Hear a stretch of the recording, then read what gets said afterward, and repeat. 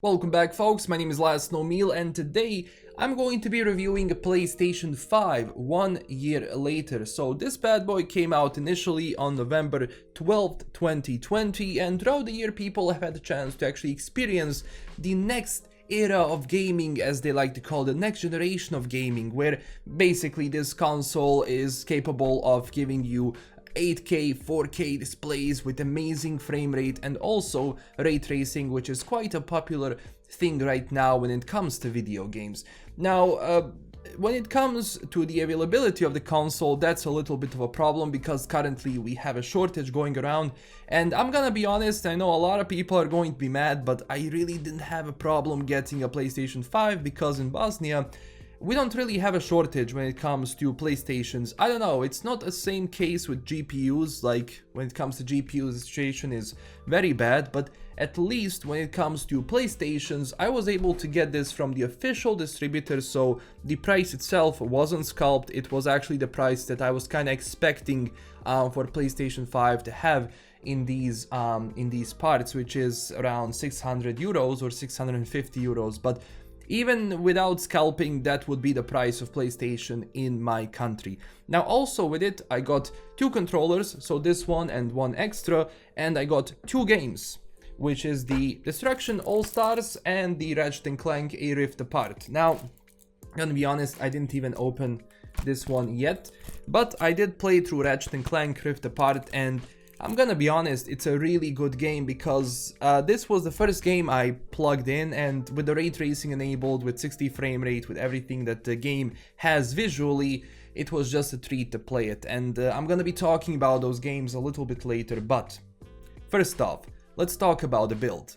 So when it comes to the build of PlayStation 5, I first expected that this thing is not going to be sturdy because of the plastic and how it was basically done, but at the same time I was positively surprised because yes, this actually feels sturdy and it feels a lot nicer than expected. Now initially I thought that this plastic, which is the glossy one, looked kind of cheap, but at the same time it's alright because these two sides are actually matte and they give out a really nice feel of the console itself. Now keep in mind, PlayStation 5 is obviously a lot more accented in design than PlayStation 4, for example, and honestly, if we go back to PlayStation 3 era, this is what this PlayStation reminds me of, because PlayStation 1, PlayStation 2 were boxes, and then PlayStation 3 tried to give a sort of a different design. They kind of went back with PlayStation 4 on the same thing, but now they're going back again with a little bit bolder design. And I know people said it looks like a modem.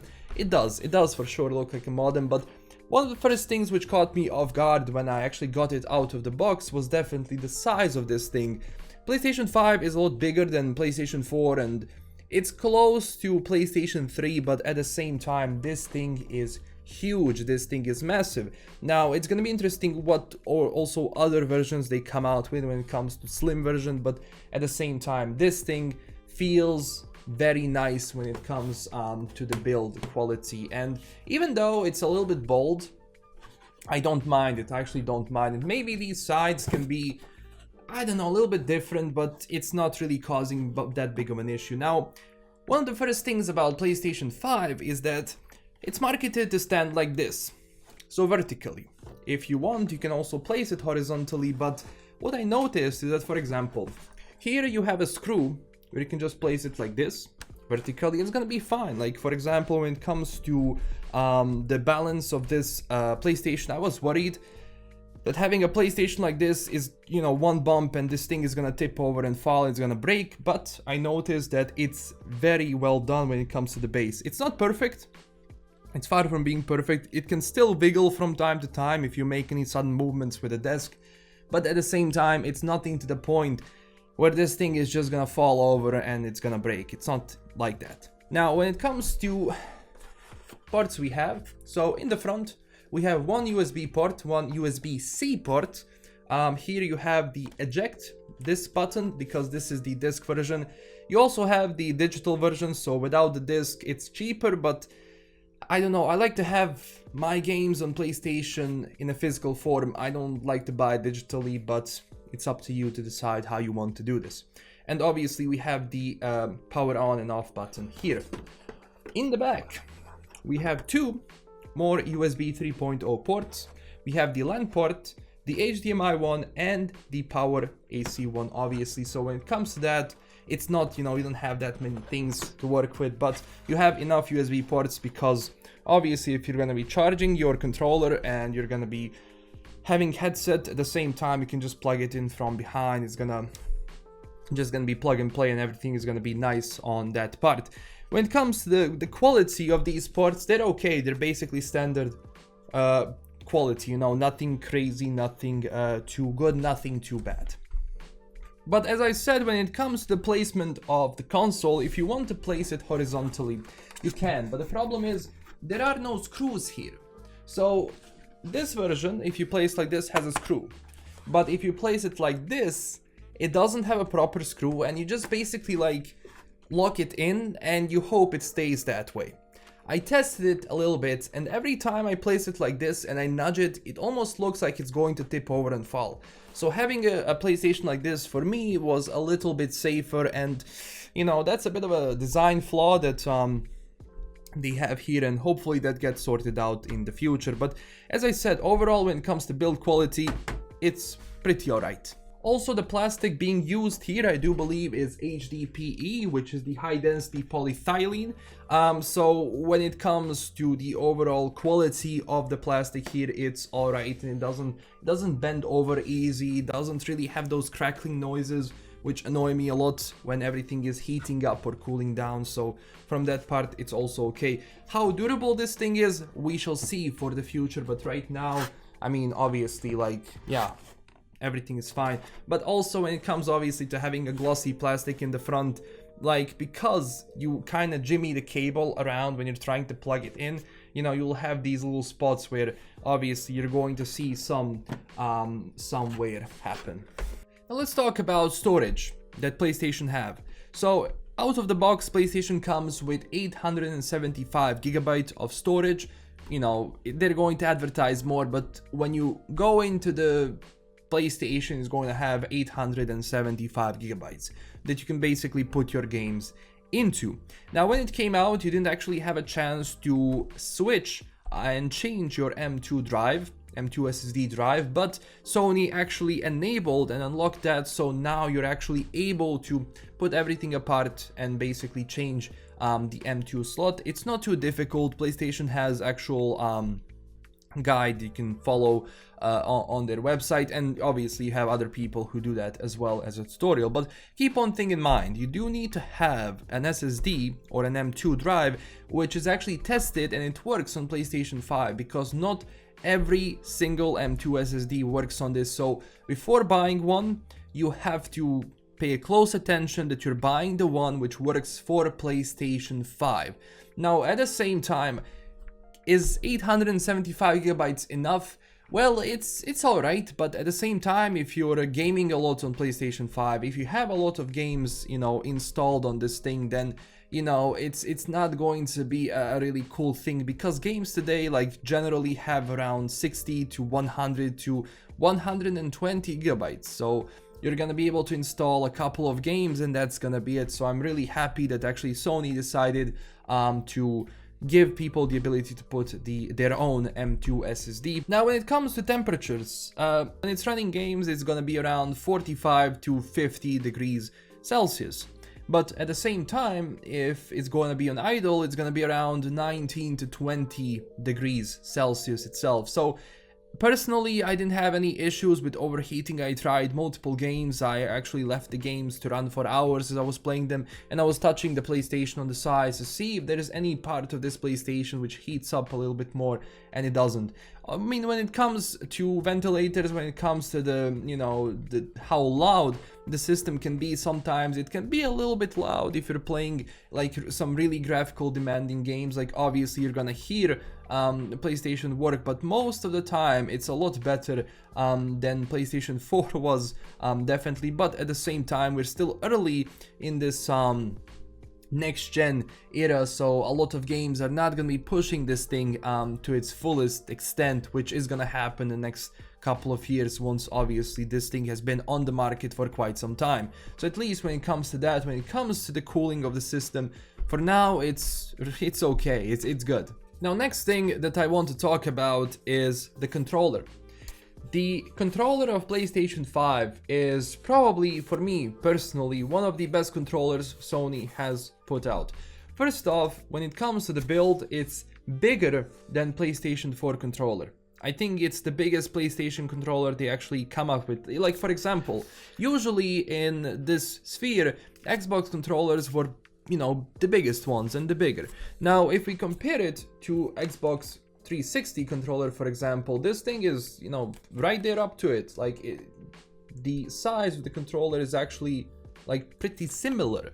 Now, as I said again, this bad boy is amazing. The build quality is amazing. It feels really well when you put it in hand. I have big hands, so for me, having a bigger controller is always a plus. I don't like small controllers. They make my arms hurt and it's just not enjoyable to play games. But obviously with this, especially because obviously PlayStation doesn't have the analog here, it has it here, it's a lot easier for me to navigate.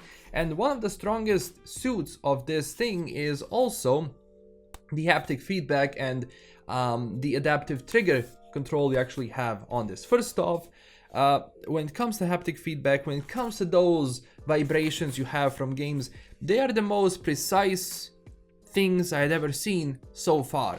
They did a very nice job with these sensors over here, so when you're, for example, pulling a cable in the game, especially if the game is, you know, optimized for PlayStation 5 and this controller, you can actually feel pulling that cable.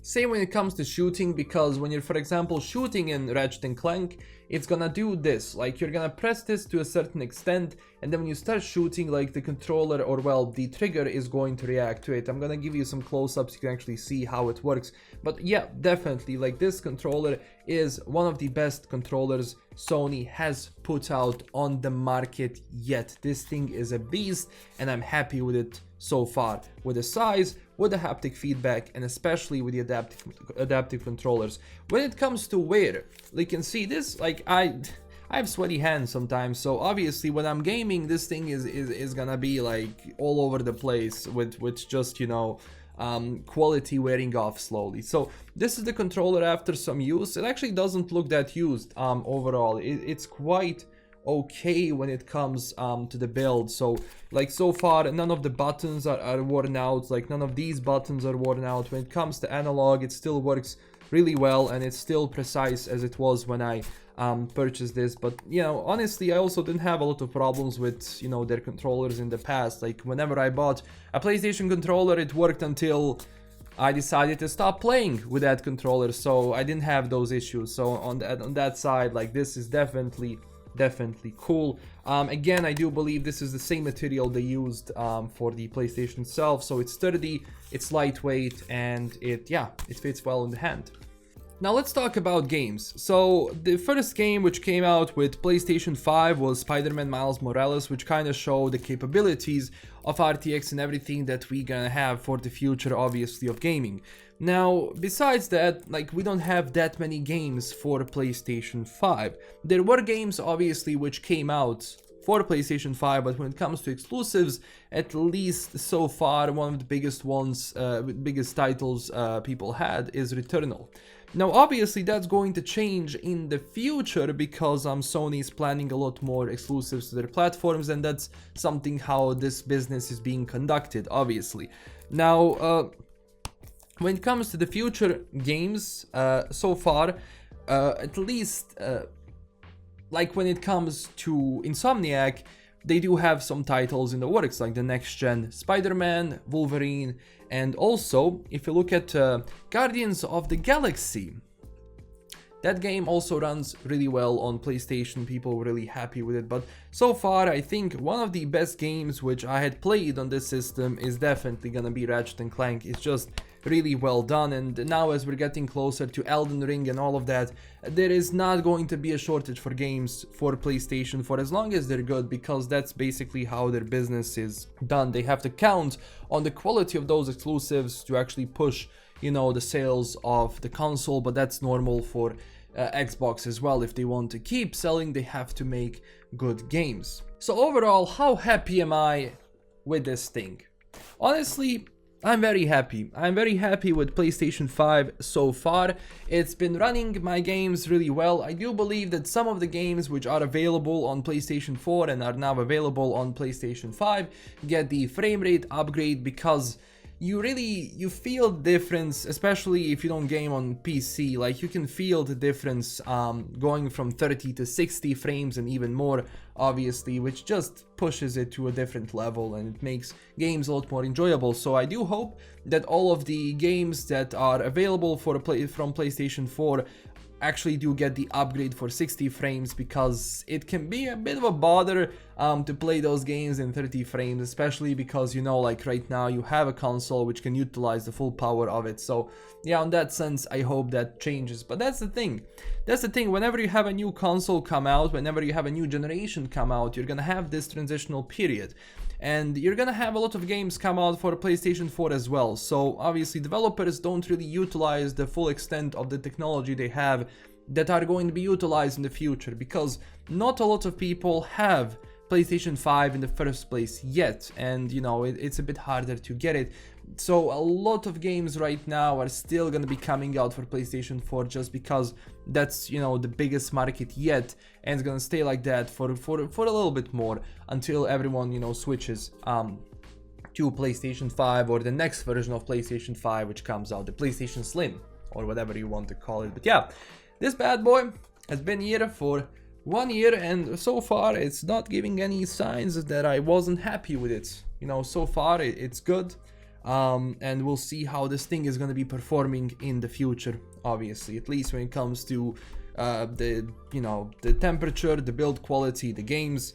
But obviously the games, we're still waiting for, you know, the true next gen ones. But overall, would I recommend it?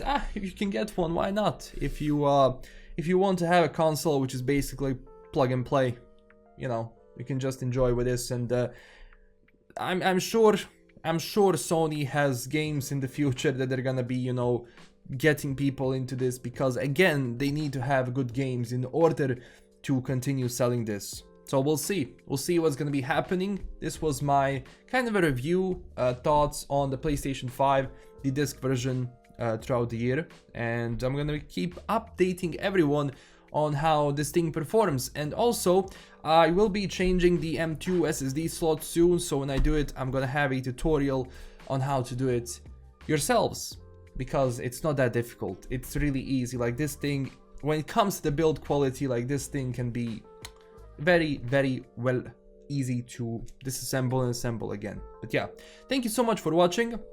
This is LKM signing out. Thank you so much for watching this video. Tell me down below what do you think about it so far. Also, don't forget to follow us on Twitter and Discord for more news, updates, and discussions around gaming and obviously, you know, consoles and PC as well, because I'm primarily a PC player. And yeah, thank you everyone again for watching. Huge thanks to my current Patreon supporters, and I'll see you in the next one. Bye bye.